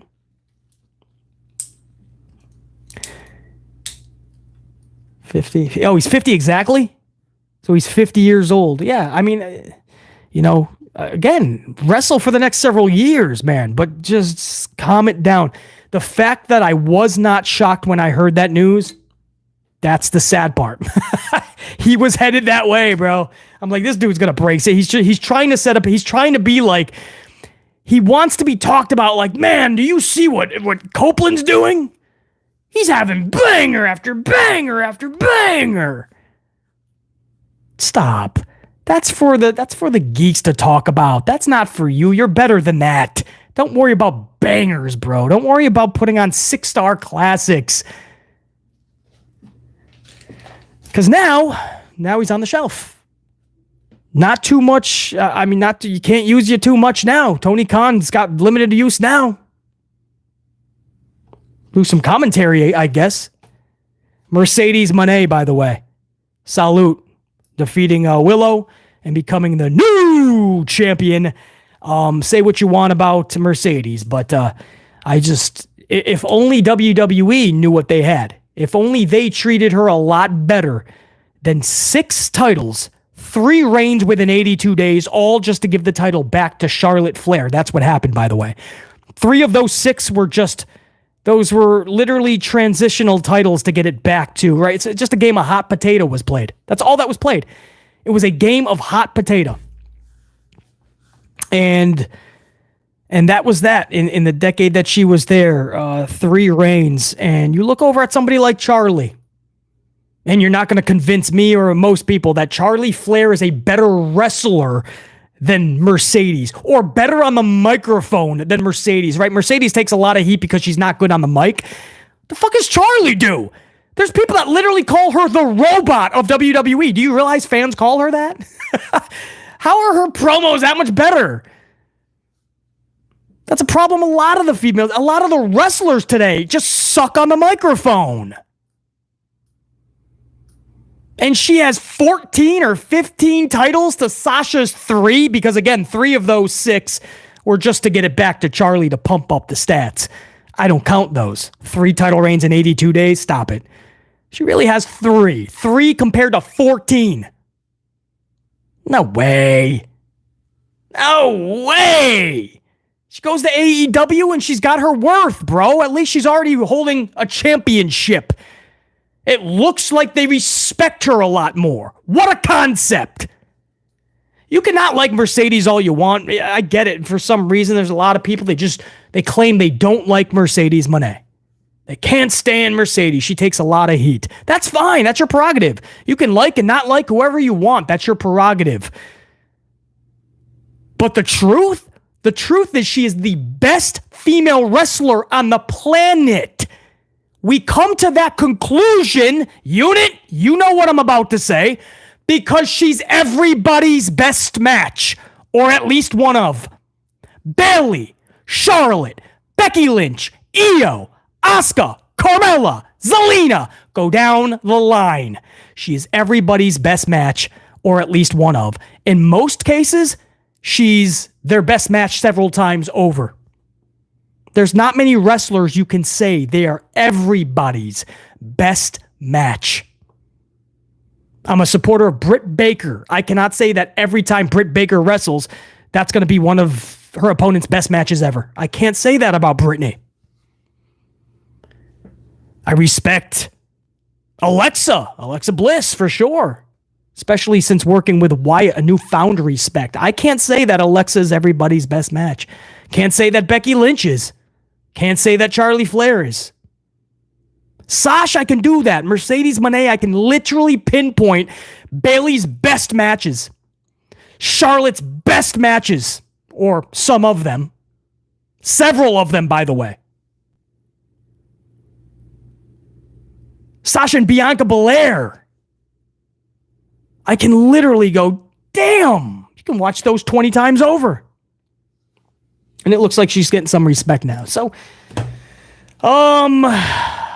it's pretty damn good. It's good to have her with that championship. And Willow was never beating Mercedes, I can tell you that much. Yeah, Willow was never beating Mercedes. And much respect to Willow, man. She came out of nowhere. She was supposed to be like Kaden Carter for WWE, like basically like a glorified jobber. And before you know it, Kaden Carter was turning heads. Before you know it, Willow was turning heads, man. Willow was like getting better and better and like making people look. So I give her a lot of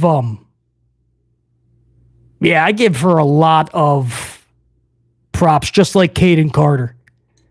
You're supposed to get to a level, but don't go any further because the company has their chosen ones. Yeah, James, you could easily say that. Yep, because Mercedes didn't even get physical or anything. Mercedes didn't. That was all Willow. Very true. Yeah. What else on Jack Perry was on fire or some shit. MJF came back. You see MJF, he came back like Triple H's Madison Square Garden return. The leather jacket with the jean jacket over it, but this was more like a vest, I think. Right? But does anybody remember when Paul Levesque McMahon came back to Madison Square Garden? He was out for a long time. Maybe it was the quad injury. I have never, at that point, I had never heard a pop like that. I'm telling you right now, to this day, that is easily top 2. I can't think of anything that would be louder, but maybe there is.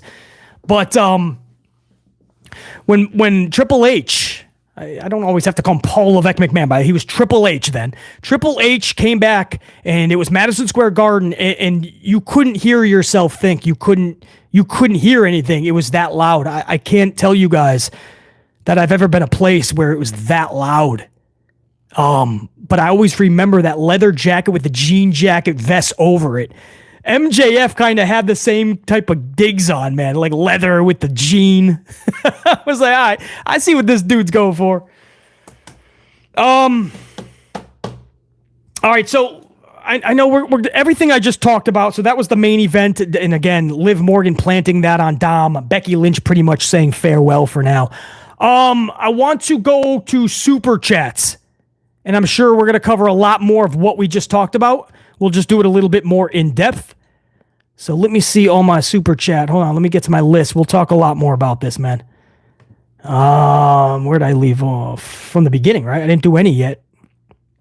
So I want to start with Prime Killer with a 2-spot coffee. In this case, a 2-spot clearly Canadian Prime Killer. Prime says Liv versus Rhea ladder match for custody of Dominic. Prime Killer, I want to take that a step further. Remember the cage match where you would have like a cage suspended way up high and you put Dominic in there and whoever gets to it first, you just unleash Dominic. I don't know. You pull a lever, the thing falls, Dominic falls out, man. Dominic has to go to whoever wins.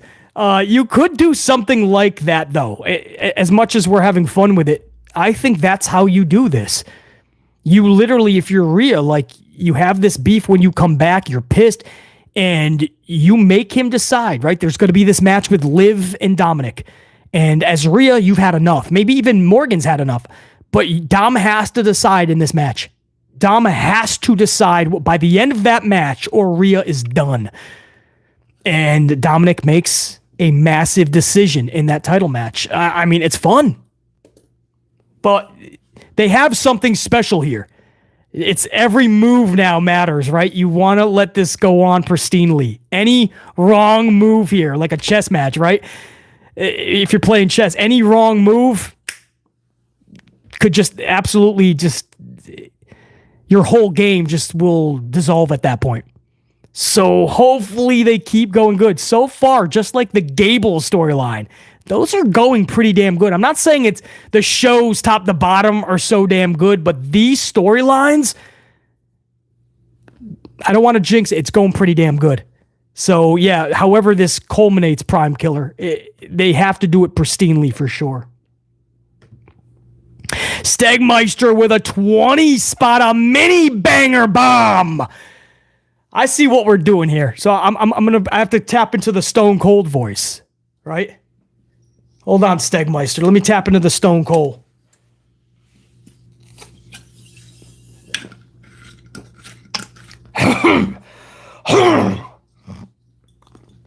You got your beady eyes, you dumb son of a bitch.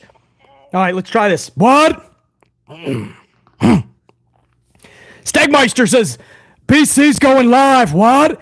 For the Raw review, what? On a Tuesday evening, what? Talking about Dom, what? And Liv, what? Mommy is going to be mad, what? With her Dom, what? For the kiss, what? And Liv having her title, what? Stegmeister, what? You dumb son of a bitch. Stegmeister, appreciate you, dude. Hey, that was legit. Top of the... listen, I just saw the Watts. I said, you know what? I'm going to do this Raw, brother. I'm going to do this. It's the Raw review. Let's do this straight up. What? Stegmeister, appreciate you, dude. Hopefully I did that justice. Listen, I was just on an hour and a half Monday Night Raw review, so that's the best you're getting right now. I'm glad you were able to check in on us, brah. Hour and a half. Stegmeister was live with us, or at least for a moment. I don't know if you're still with us, Steg. Oh, there he is. Stegmeister. What? Oh, no. Look what we did. Now we're bringing back the what? What? Yeah, I know. Big Nang. I'm doing the... Stone Cold is drinking the clearly Canadian right now. Justine. Appreciate that. That was, listen. That was on quick notice. Hour and a half review. I saw the what's.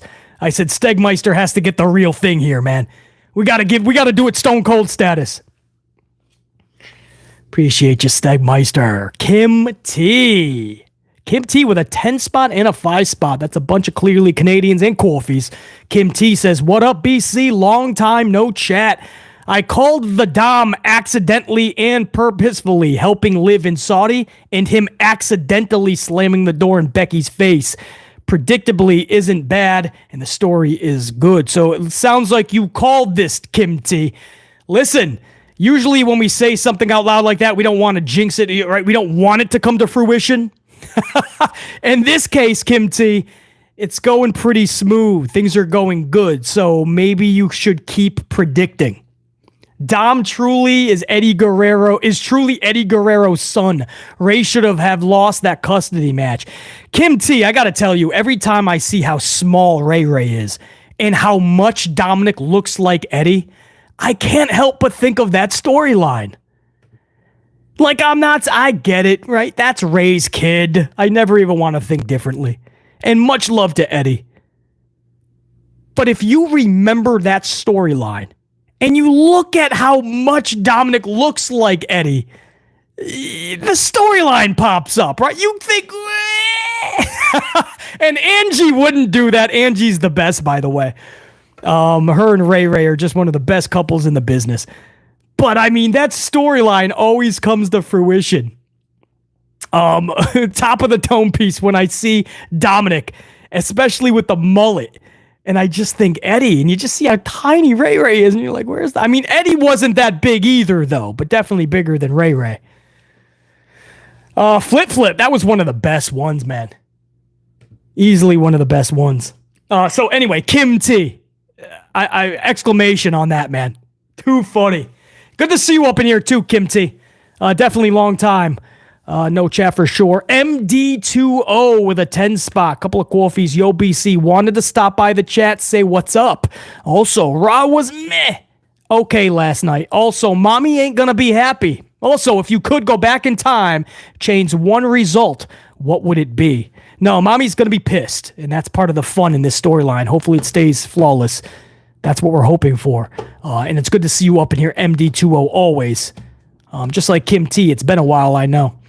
If I could go back and change one result, I'm guessing we mean wrestling related. I would say I would help out the Shockmaster, right? That's not a booking result, but if I could go back in time and help, I would help the Shockmaster because that was one of the I just feel really bad. He's such a really good dude, and to have a debut in WCW like that, the Shockmaster, Tugboat, man, that was sad. If I could change a result, there's a lot of them. Let me just keep it simple. I'll keep it recent. I would change WrestleMania 39. Cody Rhodes would have defeated Roman Reigns. Everything that happened this WrestleMania, it ended up working out okay because The Rock brought a lot of life to it. Cody had his moment. The crowd was still pretty decent. So everything ended. I never thought that it wouldn't work out. It could have been done better. Cody Rhodes should have beaten Roman Reigns at WrestleMania 39. You'll never get that crowd back. That crowd was just ready to explode. And I think if that was to happen, you wouldn't have had the WrestleMania fatigue that we're seeing this year. It's a big WrestleMania fatigue, man. Ratings are just down across the board. Interest is off. And we just waited so long for that culmination. The waters were so muddy for WrestleMania. We didn't even know what we were getting. Injuries, The Rock comeback. Nobody knew what matches were. Cody at one point wasn't even wrestling Roman. It was just weird. WrestleMania 39, that was the moment for Cody. And then we wouldn't have had to watch Cody versus Judgment Day 79 times. A weird summer feud with Brock to this day that had no meaning whatsoever. It never had a purpose. It was just weird. And then we wouldn't have had to wait a year just to see what we could have gotten last year. Cody Rhodes should not have been laying next to a rubber chicken. He should have just beat Roman. Roman went away for 3.5 months anyway, so no harm, no foul. And everybody could have been on a different trajectory and much better than what we saw this year. But it is what it is, man. That's just one of those things. But there's many results that I would change. That's just one of many. I would also love to change the Austin Theory cash-in. Middle of a Monday Night Raw on a mid-card title he already held 3 times, and he failed the U.S. title. That was his cash-in. And then he said it was because he was never going to beat Roman anyway, and then 2 months later, he added himself to the Rumble because he said he wants to have a chance to take on Roman for the title. You had the briefcase, bro! It's those type of booking results and decisions. Those are the ones I would change the most because it literally left me befuddled. It was bad. Ooh. Oh, where'd I leave off? Jimmy Fingers! 19, 10, 19! Jimmy Fingers! Salute! Is it just me, or shouldn't Strowman be involved in the new faction to help legitimize the stable? Maybe team with Rowan. Monster among men. Choo-choo train.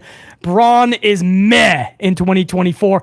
Jimmy Fingers, I thought the same exact thing when he was in the match with McDonutts. I was thinking, wow, that was a wasted opportunity.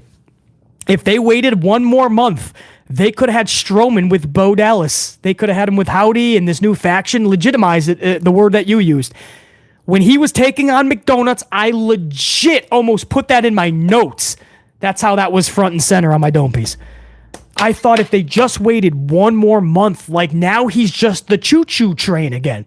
And for 3 hours, he was choo-choo chugging along. So, point is, I know that's a rhetorical question because that's most likely how you're viewing it, but I'm going to answer it anyway. Absolutely. Absolutely. If you're having a stable anyway, one of the closest people to Bray was Strowman. Instead, we're going to fucking make him a train. Sometimes I don't know where the line of Vince McMahon ends and Triple H begins. You know what I mean? Like sometimes I don't know if Vince is on the phone sometimes talking to, I don't know. I see like Nia Jax with a crown on her head. This whole tournament, and Nia has the crown. Strowman is chewing around the wrestling ring for 3 hours. He's chewing around. Austin Theory is a champion still. Sometimes I don't know where the Vince McMahon line ends and the Levesque McMahon line begins. It's some of it is just, I don't know. Sometimes I wonder if Vince McMahon was, feeling froggy and he just wanted to pick up a phone. I don't know, man. I don't know. I'm not saying it's I'm just saying like some of the things you'd go, how is that different? Anyway, Jimmy Fingers 19, salute. Too much sauce. 2 spot. The Rock is natty or no? The Dwayne Johnson? I don't know. You got to ask him, bro. I don't at his age, I will say this. The dude is a monster in the gym, and his eating habits are probably second to none. He cheats a lot, too, though, with the pancakes. I want to say no, but, the dude's a beast. Rock is a beast. There's no other way to say it. If it was anybody else that just didn't train as hard, didn't eat properly, I'd say absolutely not natty. The Rock is just I don't know, but he fluctuates so much too. So, yeah, I don't know. You can't really say for sure these days. Anybody who's a gym rat, I'm sure you can sway to one side. That's all I'll say on it. But doesn't take away from the fact that the dude's a beast, eats right, he's always in the gym, clanging and banging. He does his thing, man. Javi Woo 31, 10 spot, couple of coffees. Javi Woo 31. Also, someone I have not seen in a while up in here, man. Kim T, MD2O, Javi Woo. A lot of long time no seers in here, man. Hey, BC, it's been a long time since I've seen you live. I always watch them later, though. Awesome. My replay crew, my future unit. I always watch them live later. Watch them later. Is it true Becky hasn't renewed her contract? Do you think they will let her go at some point? Salute, bro. Javi Woo, first of all, let me give you a proper salute.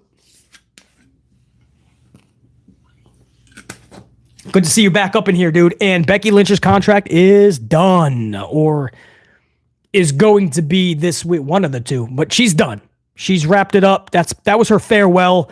Unless they can get those I's dotted or T's crossed in the next week or two, she's on a hiatus. That is the latest report that we have. She is on a hiatus officially. We do not expect her to go to AEW. I'm not killing the dream for all those that hope she does go to AEW. I am just saying the latest report we're getting, she is not supposed to go to All Elite Wrestling. She's going to stay with WWE. It's like a Drew McIntyre situation. It's being dragged out. They can't come to an agreement on some of the things in the contract. So she's taking this hiatus, but WWE has to protect themselves, Javi Woo. So they are canceling all or not renewing all of their trademarks. Like Big Time Bex, for instance, was one of the latest ones. That was up for renewal. They already said, no, we're not going to put the money down on it. There was a couple of merchandise, like some shirts that was supposed to be relaunched. They X'd them out. They're no longer up for relaunch. So WWE is protecting themselves. They're basically canceling out Becky right now. Becky is going on hiatus. This is her farewell. But we expect her to be back by SummerSlam. That is the word. So that's it. Javi Wu 31. That is the deal on Becky Lynch. So if this is the end of her career, it sucks. We thought Edge would find a way to be back. Just didn't happen. But Edge had his mind made up. Becky, just like Natty. Natty's another one. Natty's contract is coming up. Natty says she's excited for future things. Has not yet re-signed with WWE, we heard. But they're not supposed to be parting ways. Natty has pretty much like Tamina Snuka, like a job for life type of deal. Jimmy Fingers 19, another 10-19. Jimmy Fingers 19 says, great to see MJF back. But when he told cameraman to zoom, I felt embarrassed for Max to see a tattoo on a millionaire that looked like it was done by Luigi Lugnuts at the local bingo hall. Jimmy Fingers, what was it? I didn't see that. What was it? Jimmy, are you still up in here, or can anybody tell me what that tattoo is? Which tattoo are we talking about here? Hold on. I'm stopping the stream right in its tracks. 250 on the ups, yes. Let's start the process to 300 on those thumbs up, guys. When the future unit, when this is on a tape delay after we're done being live and the future unit is able to catch this, you guys would have placed nearly 300 ups in their lap. So you're making it easier for them, but that shows them that we rocked out. So I appreciate you guys, man. Let's head toward 300 now. What's the tattoo? I didn't see it. Did I see it? What the fuck's the tattoo? I'm on a delay too in my chat. All right, well, Jimmy Fingers, if nobody has seen it, if nobody sees it or did see it and leaves it in the chat, I'll end up seeing it eventually. Curious as to what it is now. Courtney Ward, 2-spot, coffee, or clearly Canadian. Courtney, first of all, good to see you up in here, Courtney. Salute. Can 3 H's turn EO babyface now? Damage control is done now. Yeah, they've been done. There's nothing really you can do with them. The only one to really get something from it was EO, actually. Bailey, of course, after they turned on her. But I don't know what this unit did for Kairi, Asuka, or Dakota. Tag team titles? Everyone's already forgotten about that with Asuka and Kairi, unfortunately. Dakota, it was a good concept, like Bailey said. Unfortunately, WWE just pissed on the concept. Bailey pretty much said that without saying that.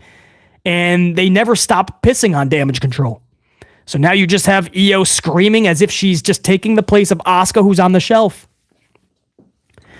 Courtney, yeah, I don't know. I don't know if you turn EO face like this, though, like a screaming, raging, lunatic Japanese woman. This is the Asuka character. We don't need to see that. Not from EO, man. Gotta do better than that. Oh, bet on yourself. That was the... Yeah, but he used that in the promo, didn't he? Does he have it's a tattoo that says bet on yourself? I mean, it's a good quote at least, but probably not something you would expect, almost a JBL, MJF to have. Oh, it's a tat on his leg. Yeah, I don't know. This is all going to be new. Jimmy Fingers 19, you know how I feel about MJF. I feel he's just the best, or one of, if not the best actual straight up heel in the business.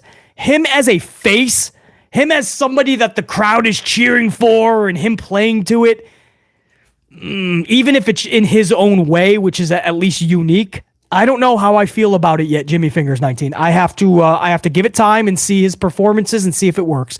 For me, because I'm a huge supporter of MJF. As a heel, face MJF, not as much. And it kind of contradicts itself, right? He came back in his promo and he was like, He was like, I'm going nowhere. I don't need New Japan, and I don't need a Vince McMahon, he said, right? I mean, literally said that. I don't need New Japan, and I don't need Vince McMahon. I ain't going anywhere. But his whole character, remember, guys, he was talking about, like, the bidding war of 24, right? It was all about the money. It was all about, yeah, I'm always going to be open to options. I'm always going to be open to a Vince McMahon or a New Japan or whatever. But now he's like, I'm never going anywhere. I'm AEW4L and Mr. AEW. It's a little odd. So I just have to get used to it, I guess. But MJF is so damn good that if anybody can get us used to it, it'll be him.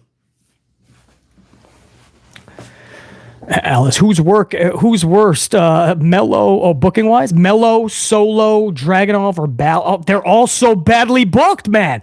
Solo has won 1 match out of his last 53. Dragonov has lost his last 2 matches to fucking Ricochet and Jason Uso via splashes. One was a DQ, but he was about to lose from a splash last night. And then who else? Mello's lost like 5 out of his last 6 main roster matches. Mello misses all the time. That's his new shirt. Mello just misses.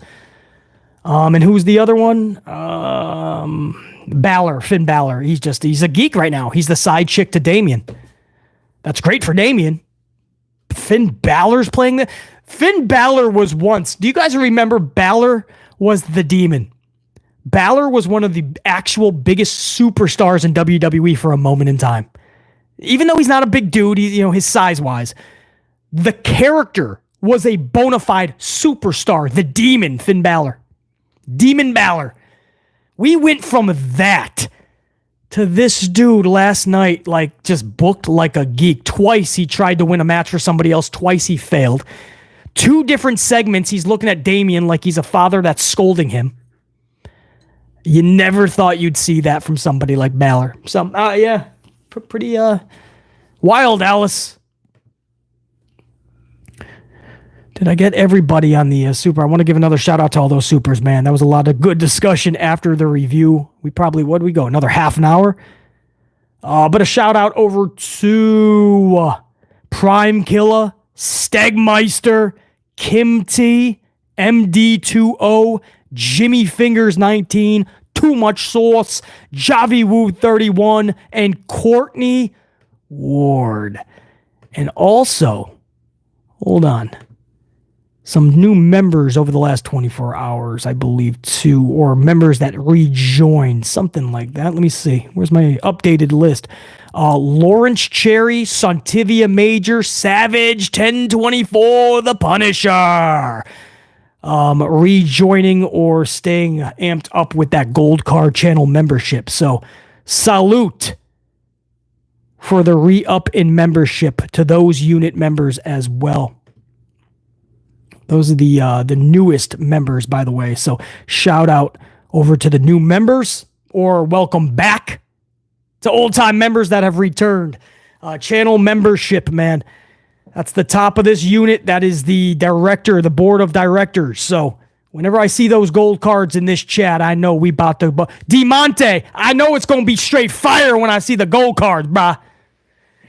Guys, almost 2 hours. It was only supposed to be 1. I'm really late now, but such is. This was a lot of fun, and that's why I do it. You guys brought the amplification, so I said, dude, let me have my bevy, and let's rock out. That was Raw. That's the full throttle amplified review of Raw. The full throttle amplified analysis. Hopefully these shows do get a little better as we get toward SummerSlam. There's some good stories going on. It's not enough to save the shows, unfortunately, but...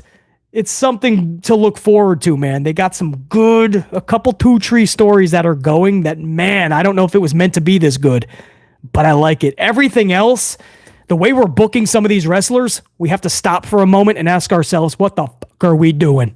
Like Dragunov, like Mello, and like so many others. Until next time, and there will be that next time. Top guys, my amplified unit, 268 on there. Thank you, guys, man. My future unit. My live unit took care of you. Let's make sure we take that over 300 now. Much love, guys. And before I take off, we ain't going anywhere until I give a shout out to that $2 super chatter up in there. I think that's a Ron C. 23. Woo! How do you like that one? 2 hours into the stream, I had that woo. For those that don't know, Ron C23 is a big Charlie fan. Charlotte, for those that don't know, we call her Charlie. We didn't make that up. Becky Lynch made it up in one of their promos, so we stuck with it. Charlie Flair. But Ron C23 is a big Charlie fan, so I always like to give Ron C23 a woo right back.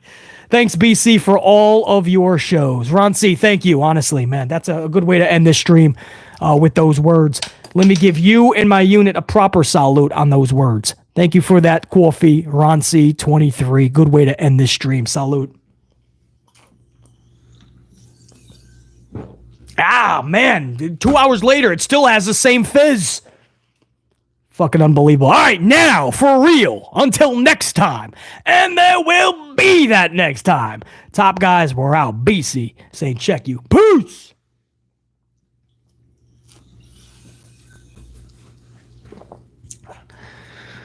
Lights out. That's it. That's it. Lights out. That's it. That's it. That's it. All right, that's it. That's it. I said the show's over. It's over. Till next time. Salute. Go long. There we go. Go long. Go long. Can you see in the dark? Check your unit. Peace.